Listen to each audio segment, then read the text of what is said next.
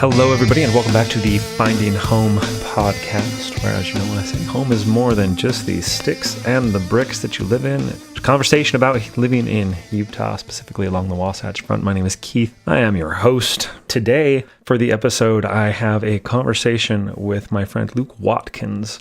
Luke runs a group on Facebook and has a page he started that was a gratitude video journal. It was a pretty cool idea, and it's made a big difference in his life. So I had him on to talk about, telling his Utah story, which is just a pretty fascinating story, and then to talk about what caused him to do these gratitude videos, and then he's moved on to doing these 30-day challenges. And so I'll have a link in the post on the website to Luke's group, so you can follow his videos. He's just a really fantastic individual, and I think you really enjoy the conversation. So without any further delay, here is Luke Watkins.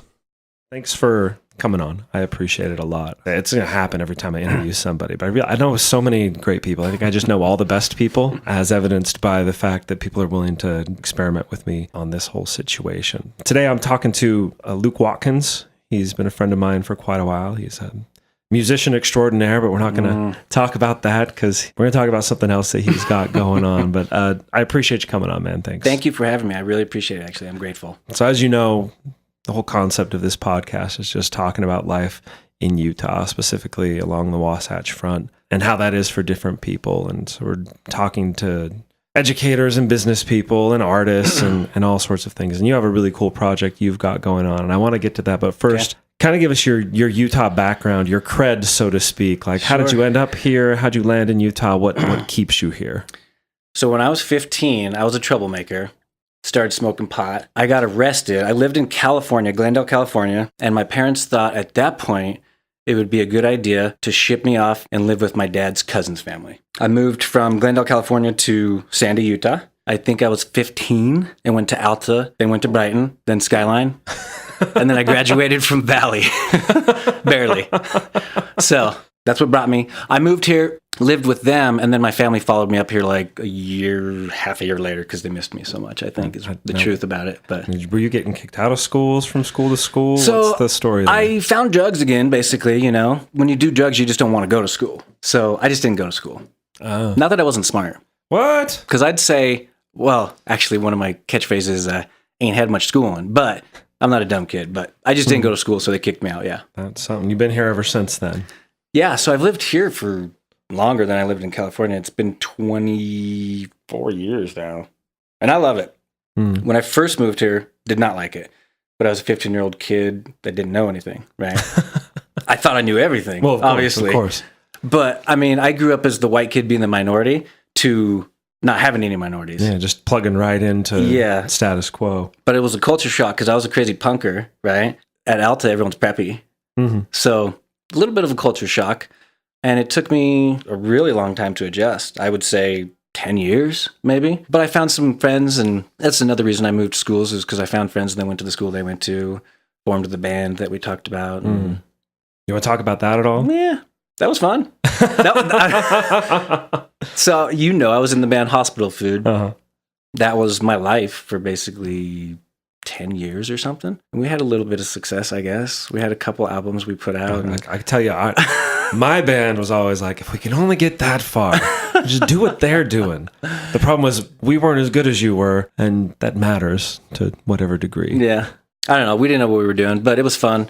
We formed the band and did that and made some good friends and still friends with most of them. I did that forever, man. If it wasn't Hospital Food, I went to another band and then another band and another band. You were in When It Rains and Love Misery, right? Yeah, there was another band called Love Misery. And then after that, it was When It Rains. Okay.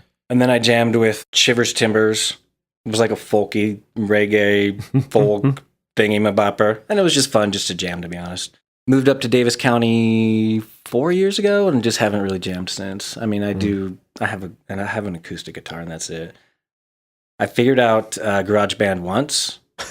Or twice. And I actually put down some songs, and it was fun, but I just don't find the time to do it. I need to make it, and I just don't. Tends to be the way a lot of my creative time ends up going into projects like this one, and so I understand that. The idea of like, I'd like to sit down and write music and play music, but it doesn't happen nearly as frequently as I'd like. You mentioned before you love it here. What is it that you like so well about, particularly living in Davis County? That's an interesting choice to me. Well, so at first I didn't really like Utah. It's beautiful, but I had trouble connecting with the people. Once I formed the band, though, I had buddies forever, and that was my life, like I said, the band. So, like, why would I go anywhere else, right? Davis County, I moved there because a work opportunity. So I was working downtown and partnered up with a guy who said, come move into my office for free. I'm like, okay, I'll do that. Instead of commuting from downtown to Farmington, we just rented a place across the street. There's some wisdom there. Yeah. So, yeah, and then we rented for 2.5 years in Farmington and then built a house a year and a half ago in Kaysville. And we're happy in Kaysville. We got a great neighborhood, a new development. Bunch of kids in your neighborhood? So many kids. So many kids. When we first moved, it was in around Thanksgiving. And then when summer rolled around, it was just insane to me how, like, on Saturday, kids just, like, come out of the woodwork. They pour out into the streets. Yeah, and everybody's playing everywhere, and it's crazy. It's nice for the kids. We've got 4 with the 5th on the way. I don't know. I didn't know you had a 5th on the way. That's how often we catch up. Yeah, you know, man, there's ways to stop having kids. Everybody tells me that. I'm like, no, dude, we're just going to keep going and going and going. I told my buddy Crit that yesterday. He's like, you're so Mormon. Which was funny. But yeah, so that's where I'm at. Very cool. Yeah. I live in South Jordan for many of the same reasons in terms of there's a bunch of kids everywhere and I like my neighborhood. It's closer to where I work, but I work all over, mostly in Salt Lake Valley. I do head up north and south from time to time, but for the most part, I hang out here. So how long ago was it that you started the video journals? I forgot how long it had been, and I went back through some old videos, and it was like sometime in 2016 summer or before. Okay. I didn't do it on a consistent basis, but that's when the idea came to me, and then I was on and off forever. And then this last month, challenged myself to post a video every day for 30 days of something I'm grateful for. Very cool. So yeah, what we're talking about is, like, it would have been, again, I guess last year, you decided you were going to post these gratitude video journals. And we'll put a link to your Facebook page that has them, because you have a specific page for it, so people can go check them out, where you would come on and talk about what you were grateful for. What made you decide to do something like that? That seems to be, for me, something if I thought I could do that, I'd be like, nah, too many people will think weird things about me. And then I would decide against it, you know, but you just kind of just threw yourself out there. Where did the genesis of the idea come from? And then what made you continue on with it, even being something that's a little different than what a lot of people around you might be doing? The idea just came to me randomly, to be honest. About that time, I had started a coaching program. Not that I teach, but I hired a coach for business and life. And one of his main things that he taught me was journaling. And I went through and journaled, and I still do, almost daily. And I would write down my thoughts or inspirations that come to me, right? I don't know that happens to a lot of people anymore these days because we're so busy. But sometimes if you just stop and think, these random thoughts come to you. I'm sure you're aware, and I'm sure everybody is, whenever you can remember that, because we're always so busy. But I would just write things down. I'd be like, oh, that's an idea. Write it down. Write it down. Write it down. And that was one of them. And I just did it. And to be honest, I was completely scared shitless, I guess, if I can say that. But I just did it anyways. And that's one of my mantras, I guess, if you will, of life, is just take action. Like, you know a little bit about my business career. I just quit my job and started something else, right? So I didn't know what I was doing. I still don't know what I'm doing, but I just do it because, I mean, the 30-day challenge, I just committed myself. I'm like, if I'm going to do this, I'm going to do this. So I did that. Yeah, so I'm just doing it. Talk about the 30-day challenge. You just finished that up. Yeah. Just a few days ago. So you decided to do it. You went out and did it. What was that like? And did anything change in your life and such in doing that? So many things changed. It was really amazing, to be quite honest. And I would encourage other people to try it, even if it's just write something down. And I tried to do that in the past year, and nobody has done it. I'm like, you post a video of something you're grateful for, and nobody did it. I got my mom to do it and my sister, and I think that was it. And I tried pretty hard for a while. The 30-day challenge was really amazing. I learned a lot about being challenged, the obstacles that you're going to face, how to overcome those obstacles, how to push through those obstacles. And then the concept itself of gratitude just changed my life. I think because it changed my life, I actually noticed that it changed everybody else's life around me. The positivity that I would have and carry with me throughout any given day during that challenge, because of the gratitude that I was expressing, would rub off on people at my work, my family. I just recently wrote a bunch of things that I learned from the challenge, so that's why it's pretty fresh in my mind. But weird things I realized I became a better listener. I feel like I have better confidence, understand myself a little bit better. I realize what's really important in life and what's not. A lot of times we get wrapped up in money and things, and I just didn't care anymore, and I don't anymore, and it's weird. It's awesome. It's amazing. But yeah, it was a really cool project. And another main reason that I do it, though, and I've shared in some of my videos, is I turned my life around 2.5 years ago from basically sex, drugs, and rock and roll to full-time Mormon missionary. Not really a full-time Mormon missionary, but I went back to the Mormon church. The difference is stark enough. Yeah. Through that experience as well, with all the things, the coaching, going back to church, I had a motorcycle accident I told you about. That helped impact how I felt and how I wanted to change. I felt inspired that I had a story to tell, and that's my story. It's just a story of change, right? And it's just me. But I felt like there's some kind of value there for somebody. And if I can connect with one person and I helped them, mission accomplished. But I want to uplift, motivate, and inspire people just to be better and to do better. Take action and just go after your dreams, man. And I want to do that through my example, because I'm not a great speaker. I want to be, and I'm going to try to be. I figure if people can see me doing hard stuff, they can do hard stuff. That's kind of where I'm at now. Well, it's interesting you mentioned that, because I'd seen you do your videos, and I know you weren't doing them daily or weekly or whatever, however often you were doing them, but I saw you were doing them, and you kind of put yourself out there. And that was actually one of the things that inspired me in this last, I went down to Haiti last month, and I was able to raise just a crap load of money on a whim. But part of it was like, well, Luke does these videos. I can do some videos, see what people do. And I'm not even like yanking your chain and saying like, it was you were just out there doing it. It's like, well, it's just Luke. Exactly. Luke is getting out there and doing stuff, and I can make something happen. And it was really a cool thing for me to experience in terms of the response that I got to those, and getting over my fear that I look like a big marshmallow man when I'm on camera. I thought, and you texted me that, and I thought that was so cool, man. I was like, sweet. And that's the purpose. That's my purpose. That's what you're trying to do. So you did the 30-day challenge. Yes. And you talked about what it helped you know what was actually important. What is the most important thing then? And you've had this Zen moment of clarity where we're all like dogs chasing our tails, trying to get the next thing and get the next thing and get the next thing. And it seems like you discovered something outside of that. Tell us about that. What is important that you found based on these last 30 days of just focusing on gratitude? Well, it's interesting you ask that, because I think it was on your first or second podcast you said, we're just humans and it's all about our interaction and our relationships. And that's really what it is. It's, obviously the first thing that comes to my mind is my family, right? I used to be a workaholic, and I would work at nights and do this. And now I just stop and I don't touch work again, and I dedicate time to my family. And I go to their sports activities, and I make sure to do all that important stuff. But even on a deeper level, it's the people I work with. It's you. It's sharing messages through Facebook videos to reach tons of people I really just want to make the world a more positive place, And I think that's what it's about. And I strongly believe that if we get enough people to gather together in that fight, we can. I'm affecting my own world, and that's good. And I want to affect other people's world in the same way. It's just about us, man.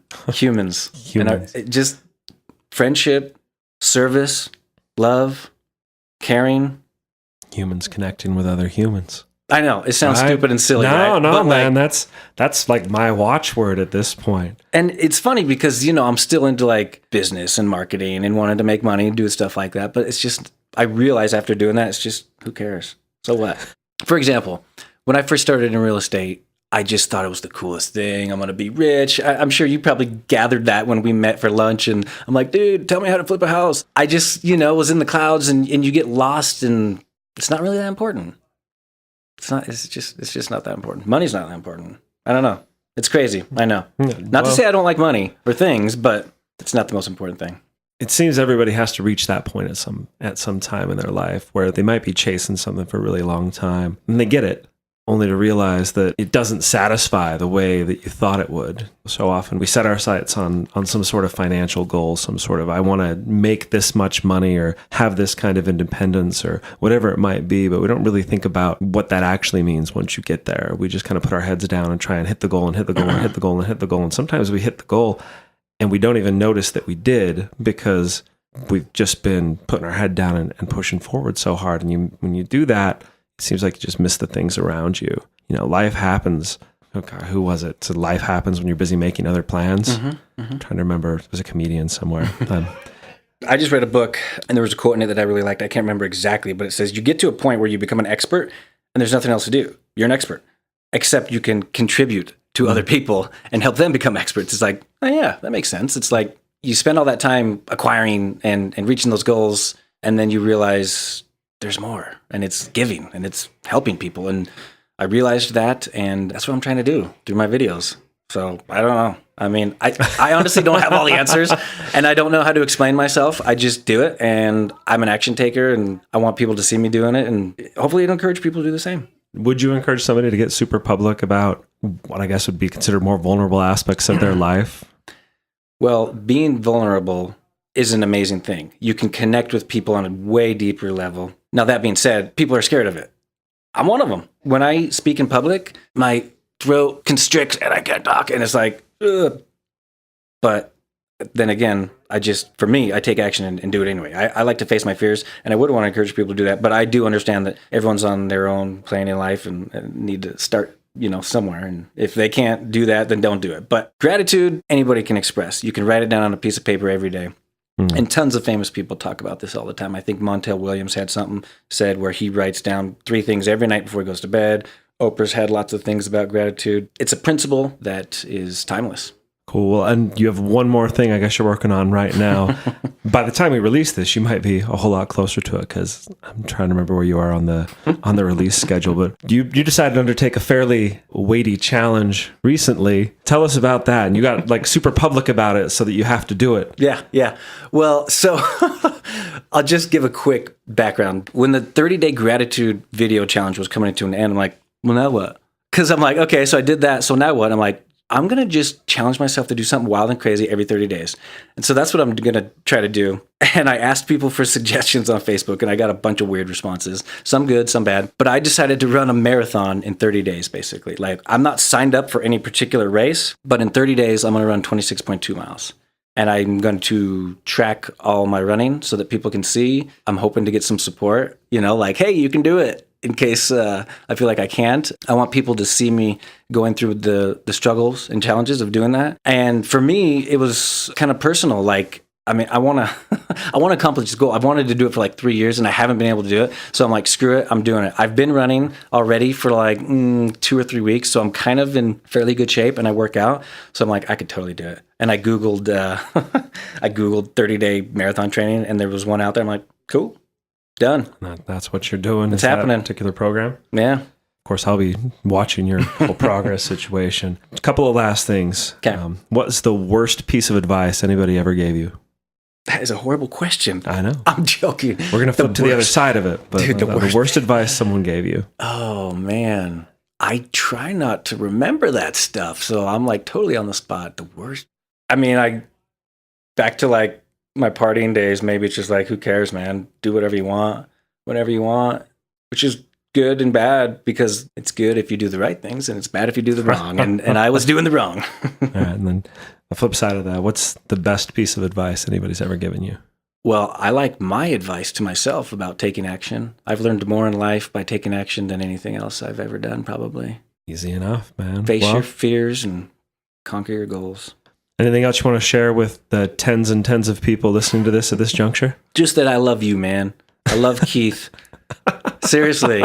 You were there when I reached out to you and needed some help and support years ago, and people don't forget that kind of stuff, man. So you're a good friend, so thank you. At this juncture, I'd have to come back to you on advice on how to flip a property, because I don't live in that world anymore. But I appreciate you coming on. I appreciate your friendship, and again, we don't catch up as often as possible, but it doesn't seem like that really matters. Now, to me, that's more what a real friendship is you just pick up when you can, man. Life is complicated, and you got to prioritize things. But I appreciate you coming on. I'll put a link to your Facebook page in the show notes so people can go and watch your videos and follow you. And if you can get a couple more followers, maybe reach a few more people, that would be awesome. I would feel good about that. Thank you. So. Yeah, no, thanks for having me. And it's just Gratitude Video Journal on Facebook. I figured I'd verbally say that as well. So it'll be facebook.com/Gratitude Video Journal? Yep. All right, cool. It's a page. There's also a group. But the page is where I'm posting all my stuff. There's a group? I don't even know. I didn't know what I was doing. I made a group, and I'm like, why am I doing this? And so then I switched it to a page. All right. Cool, man. Hey, thanks for coming on. Appreciate it. Thank you. I told you, he's a very cool guy, and I was really happy to be able to talk to him for the podcast. Hopefully I'll try and have him on again maybe in a year, see how these 30-day challenges have gone. I know as of now he did run the marathon, and that was quite the experience for him. So we'll check back in with Luke at some point in the future, I think, just because I like talking to him. So thank you all so much for listening. It's been overwhelming in terms of the fact that people are actually listening to this thing. I appreciate you. I have a lot of love for somebody who's willing to take some time to listen to something that I find important. And I think these conversations are important. As always, if you know somebody who would like to be on the podcast, or if you yourself would like to come have a conversation about a project in your life, or maybe you own a business or you run a charity, anything like that, if you'd like to come on the podcast and talk about that, hopefully we can spread your message a little wider just by you being able to leverage all the fine listeners of this podcast. So email me at findinghomepodcast@gmail.com. That's findinghomepodcast@gmail.com. That's the fastest, straightest way to get a hold of me. If you look for me online, you can probably find my phone number, as my real estate stuff is all over the place out there as well. So for now, we will talk to you next time when we will discuss whether or not Utah drivers are, in fact, the worst drivers in the country.